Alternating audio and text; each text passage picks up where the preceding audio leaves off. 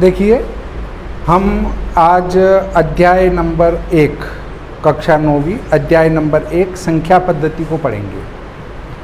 संख्या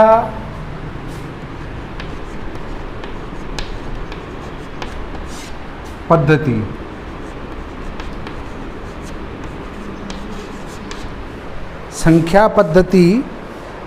इसमें क्या है कि जैसा तुम जानते हो, संख्या 1 से लगाकर आगे तक चले जाओ, इधर पीछे भी चले जाओ तो उनको संख्याएं कहते हैं। जैसे संख्या का अर्थ है कि 1, 2, 3, 4 जिनको गिनती में व्यक्त किया जाए वे संख्याएं हैं।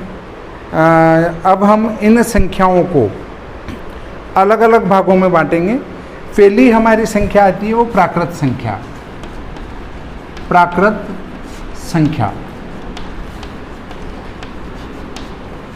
प्राकृत संख्या में आता है 1, 2, 3, 4। इसके बाद आप गिनती लिखते जाओ, जितने लिख सको वे सब प्राकृत संख्याएं हैं, ठीक है। और पूर्ण संख्याएं, पूर्ण संख्याएं बहुवचन लगा दो भले, अगर ए लगाएंगे तो बहुवचन हो जाएगा, और संख्या लिखेंगे तो 1 का द्योतक होगा। वो संख्या का अर्थ है 1 और संख्याएं बहुवचन। जैसे है, वह जा रहा है, एक वचन। वे जा रहे हैं, इस पर बिंदी आ जाएगी तो बहुवचन हो जाएगा। है में एक वचन रहेगा, है में बहुवचन हो जाएगा। तो इस प्रकार पूर्ण संख्याएं 0 से चालू होगी। 0, 1, 2, 3, 4 और उसके बाद लिखते जाओ जितना लिख सको। तो प्राकृत संख्या और पूर्ण संख्या में अंतर केवल एक शून्य का है। अगर शून्य से चालू करेंगे तो वो पूर्ण संख्या हो जाएगी, और 1 से चालू करेंगे तो प्राकृत संख्या रहेगी, ठीक है। अब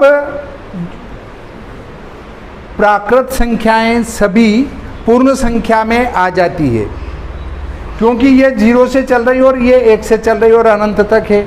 तो पूर्ण संख्या के अंदर प्राकृत संख्या समाहित है, ठीक है। अब आता है अगला बिंदु, पूर्णांक संख्याएं।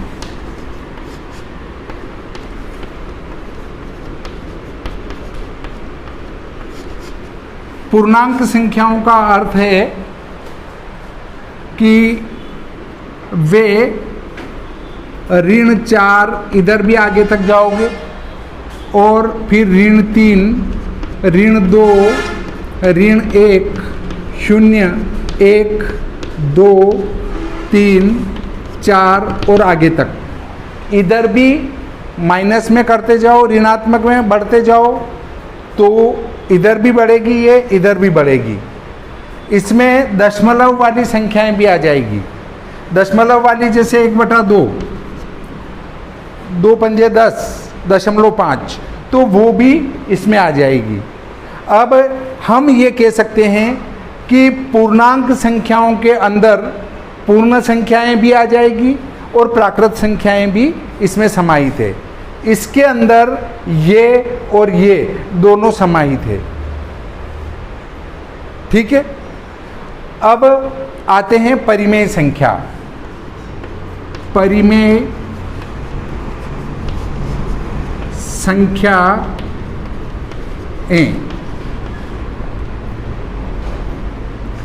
परिमेय संख्याएं क्या है? वे संख्याएं जो P/Q प्रकार की हो, जहां पर Q ≠ 0, अर्थात ये Q शून्य नहीं होना चाहिए। अगर Q शून्य हो जाता है तो वो अनंत हो जाती है। ऐसी स्थिति में वह परिमेय संख्या नहीं होगी। जैसे 1/2 है, हाँ, 3/2 है, फिर 5/2 है, 7/2 है, ये सब परिमेय संख्याएं हैं जो p बटा q प्रकार की हो, जिसमें अंश और हर हो, वे परिमेय संख्याएं कहलाती हैं। परंतु अपरिमेय संख्याएं,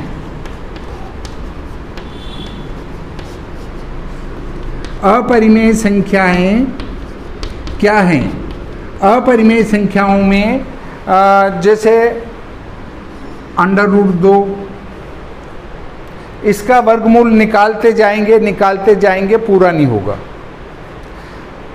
आवर्ती दशमलव जहां आता है, वे संख्याएं जिनका वर्गमूल निकालते जाओ समाप्त नहीं होता,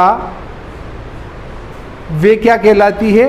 अपरिमेय संख्याएं कहलाती है। इनको संख्या रेखा के ऊपर भी हम दर्शा सकते हैं। मैं इनको संख्या रेखा के ऊपर भी लिख कर बताता हूं।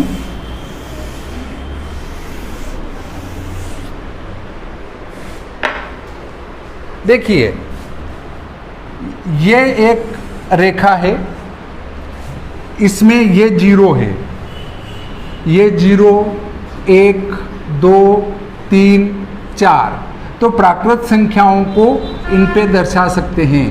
पर जो 1 से चालू होती है, 0 उसके अंदर नहीं आएगा, ठीक है। और हम इसको 1 से चालू करेंगे। अब यदि इसको 0 से चालू करते हैं तो ये पूर्ण संख्या हो जाएगी। ये तो क्या हुई? ये हमारी प्राकृत संख्या, प्राकृत संख्याएं। और इसी को हम 0 से चालू करते हैं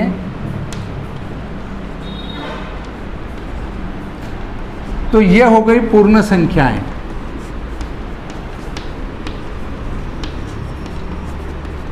पूर्ण संख्याएं।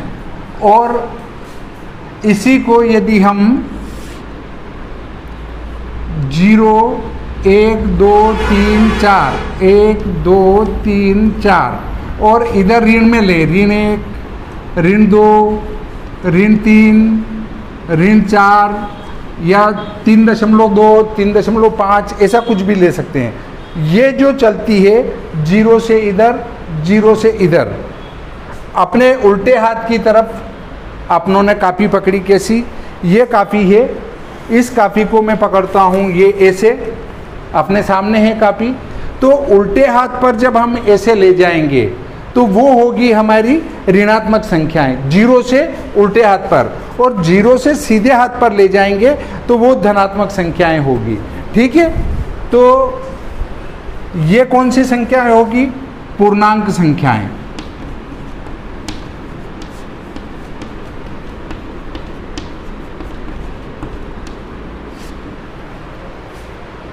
अब इसमें बटे वाली भी लिख दो तो परिमेय संख्या हो जाएगी।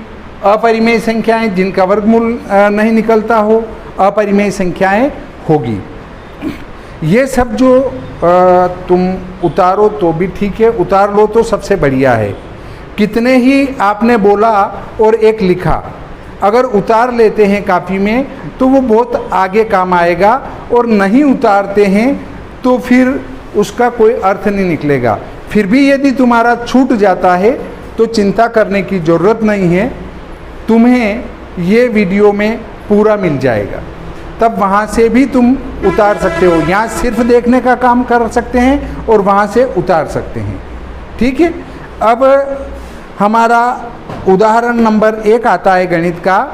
नीचे दिए गए कथन सत्य हैं या असत्य कारण के साथ अपने उत्तर दीजिए। प्रत्येक पूर्ण संख्या एक प्राकृत संख्या होती है। प्रत्येक पूर्ण संख्या एक प्राकृत संख्या होती है? नहीं होती है, क्योंकि 0 इसमें आता ही नहीं है प्राकृत संख्या में। तो असत्य है, क्योंकि 0 एक पूर्ण संख्या है परंतु प्राकृत संख्या नहीं है। 0 जो है वो पूर्ण संख्या तो है पर प्राकृत संख्या नहीं है। तो ये उदाहरण पहला तुम्हारे समझ में आ गया होगा। अब प्रत्येक पूर्णांक एक परिमेय संख्या होता है। सत्य है, क्योंकि प्रत्येक पूर्णांक को बटे में 1 लिख सकते हैं, इसलिए वो परिमेय संख्या हैं। जैसे प्रत्येक पूर्णांक, ये पूर्णांक है, अब इन सबके बटे में 1 लिख सकते हैं। जैसे 4 है तो 4 के बटे 1, 3 के बटे 1, 2 के बटे 1, 1 के बटे 1, 0 के बटे 1, ऋण 1 के बटे 1। तो ये क्या है, प्रत्येक पूर्णांक एक परिमेय संख्या होता है, ये सत्य है। ठीक है, प्रत्येक परिमेय संख्या एक पूर्णांक होती है। प्रत्येक परिमेय संख्या एक पूर्णांक होती है तो वो क्या होगा, असत्य है, क्योंकि 3/5 एक पूर्णांक नहीं है। 3/5 पूर्णांक नहीं है। पूर्णांक में पूरे पूरे अंक आते हैं। ठीक है, अब अगला उदाहरण आता है, 1 और 2 के बीच 5 परिमेय संख्याएं निकालिए। 1 और 5 के बीच में कितनी परिमेय संख्याएं निकालना है हमको, 5 परिमेय संख्याएं। तो इनके बीच में 5 परिमेय संख्याओं को हम ज्ञात करेंगे।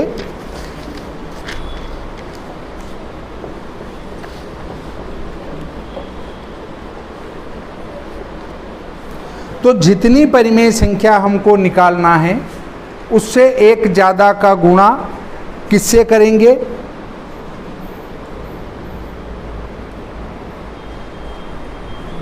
इस आगे वाली संख्या और पीछे वाली संख्या में कर देंगे।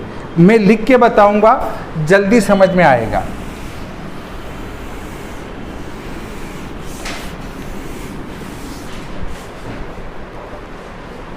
लिखा क्या है, 1 और 2 के बीच में, 1 और 2 के बीच में कितनी परिमेय संख्या निकालना है, वो 5 निकालना है।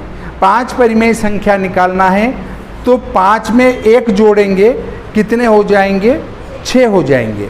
5 में 1 जोड़ेंगे, 6 हो जाएंगे।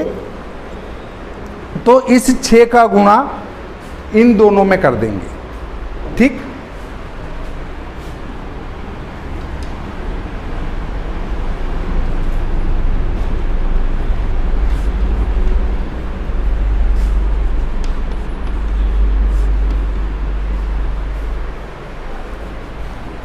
इसका ये रूप हुआ, इसका ये रूप हुआ, तो ये क्या हो जाएगा, 6/6 और ये 12/6।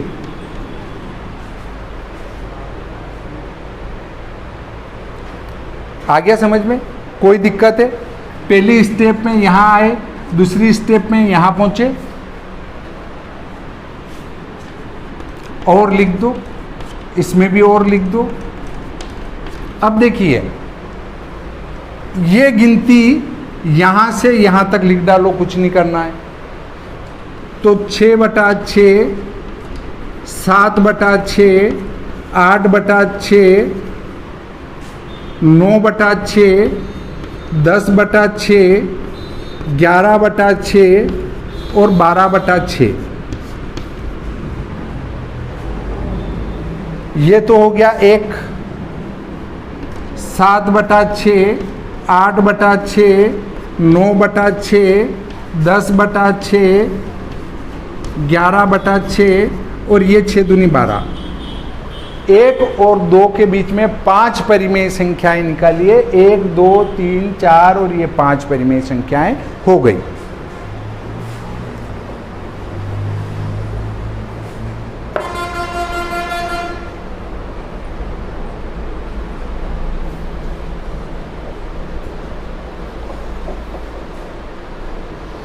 अपने को इसमें उदाहरण में भी वही निकाल रखी है, 7, 8, 9, 10, 11, 7, 8, 9, 10, 11 बटे 6। चाहो तो जो हल हो रहा है उसको हल भी कर सकते हैं, नहीं करना है कोई दिक्कत नहीं है। आपका उत्तर यहीं पर आ गया, आगे कोई हल करने की आवश्यकता नहीं बचती है। ठीक है, इसमें इम्प्लाइज लगाते जाएंगे।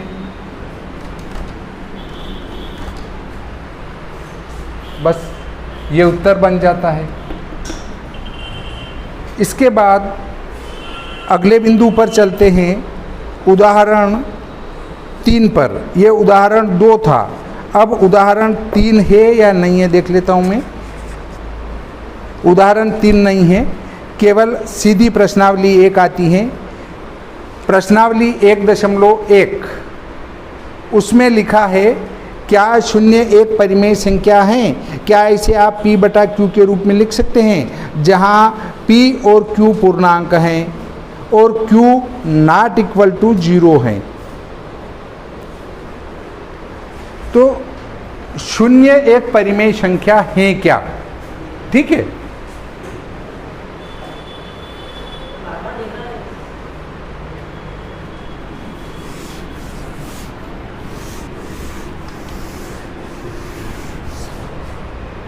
शून्य एक परिमेय संख्या है क्या? तो पहला सवाल है ये, इसमें हाँ लिखना है सिर्फ। ये क्यों है?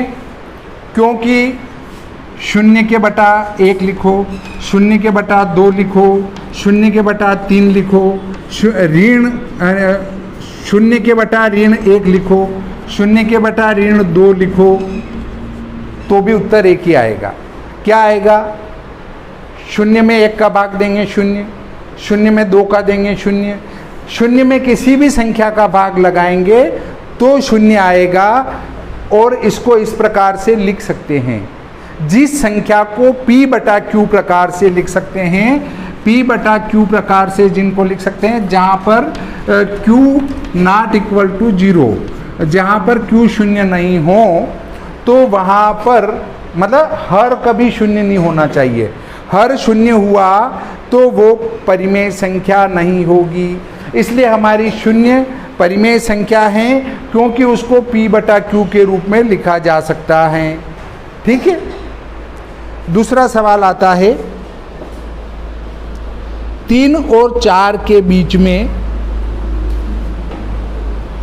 6 परिमेय संख्याएं ज्ञात कीजिए। ठीक है,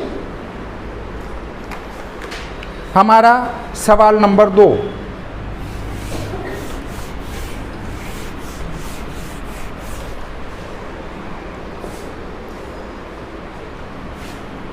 प्रश्न क्रमांक 2, उसमें लिखा है 3 और 4 के बीच में 6 परिमेय संख्याएं। 3 और 4 के बीच में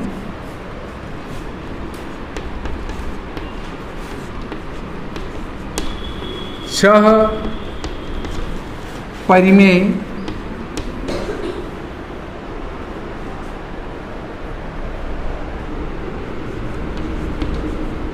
संख्याएं।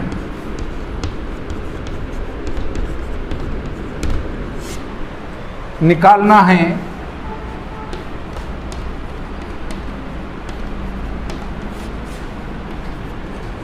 इससे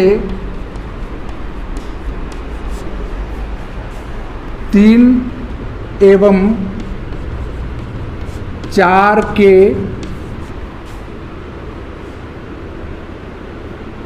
चार में 7 का गुणा एवं 7 का भाग लगा देंगे। 7 का भाग लगा देंगे। 7 का गुणा करेंगे, 7 का भाग लगाएंगे, तो 3 गुणित 7 बटे 7, 1 गुणित 7 3 बटा 1 होता ही है, और 4 गुणित 7 बटे 1 गुणित 7। यहाँ पर 7 का गुणा क्यों किया? क्योंकि 6 परिमेय संख्या निकालना है तो 1 अधिक का गुणा करना पड़ेगा। बात खत्म। अब देखो 7 या 21 बटे 7 और 7 चौक 28 बटे 7। अब इसकी अगली स्टेप लेंगे तो इससे आगे गिनती लिखते जाओ यहाँ तक कुछ नहीं करना और बटे में 7 लगाते जाओ।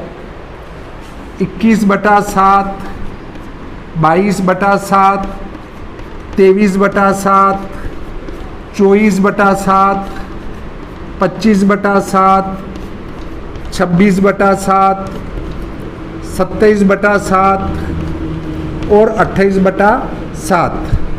अब इसमें 7 या 21, 3 और 22/7, 23/7, 24/7, 25/7, 26/7, 27/7 और 7 चौक 28, 4। 3 और 4 के बीच में 6 परिमेय संख्याएं। उत्तर लिखेंगे, उत्तर बराबर 3 और 4 के बीच में 6 परिमेय संख्याएं 22/7, 23/7, 24/7, 25/7, 26/7, 27/7 हैं। ये उत्तर में आएगा। उत्तर लिखने का 1 नंबर होता है, इसलिए उत्तर हर बार लिखना चाहिए। उत्तर बराबर ये 3 और 4 के बीच में 6 परिमेय संख्याएं। अब देखिए अगले बिंदु पर हम आते हैं। तो प्रश्न नंबर 3,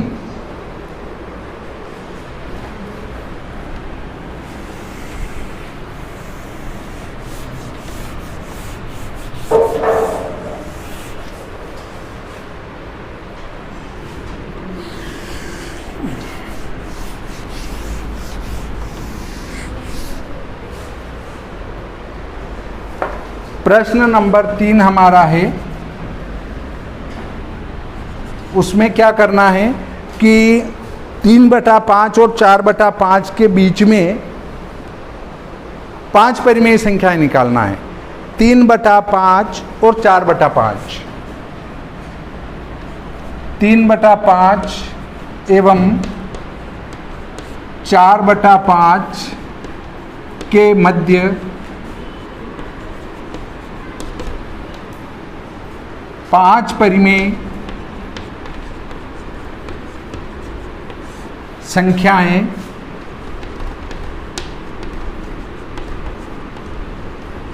निकालना है।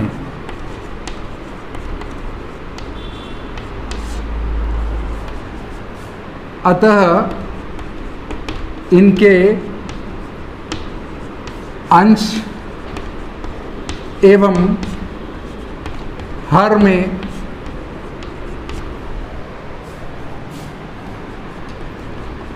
छः का गुणा कर देंगे।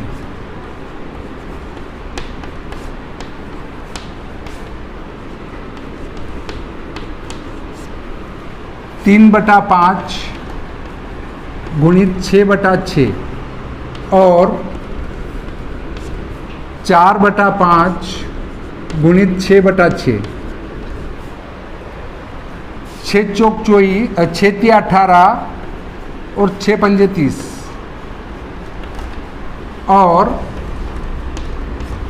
6 चौक 24 और 6 पंजे 30। अब देखो यहाँ से यहाँ तक गिनती लिख दो, कुछ नहीं करना है, दोनों के बटे में 30 है तो 18/30, 19/30, 20/30, 21/30, 22/30, 23/30 और 24/30। ये तो काटेंगे तो 6 × 18 और 6 पंजे 30, 3/5 हो जाएगी। फिर 19/30, 20/30, इनको हल भी कर सकते हैं, 0 से 0 काट के 2/3 भी लिख सकते हैं, परंतु अपने को तो यथावत लिख देना है। 21/30, 22/30, 23/30 और 6 चौक 24, 6 पंजे 30। अब उत्तर लिखेंगे, उत्तर बराबर 3/5 और 4/5 के बीच में 5 परिमेय संख्याएं 19/30, 20/30, 21/30, 22/30, 23/30 हैं। इसका 1 नंबर। इसलिए उत्तर लिखना कभी मत भूलना। प्रश्न नंबर 4 आता है, नीचे दिए गए कथन सत्य हैं या असत्य, कारण के साथ अपना उत्तर दीजिए। प्रत्येक प्राकृत संख्या एक पूर्ण संख्या होती है। प्रत्येक प्राकृत संख्या 1 से चलती है।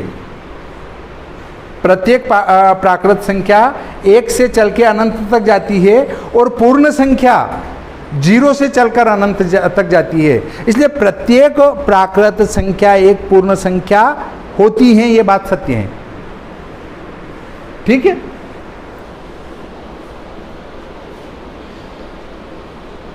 अगला है, प्रत्येक पूर्णांक एक पूर्ण संख्या होती है। प्रत्येक पूर्णांक एक पूर्ण संख्या होती है नहीं। क्यों नहीं? क्योंकि पूर्णांक में ऋणात्मक संख्या भी आती है और पूर्ण संख्या में 0 से चलते हैं। बताया था मैंने कि पूर्ण संख्या 0 से चलेगी अनंत तक और पूर्णांक संख्याएं ऋण में भी जाएगी।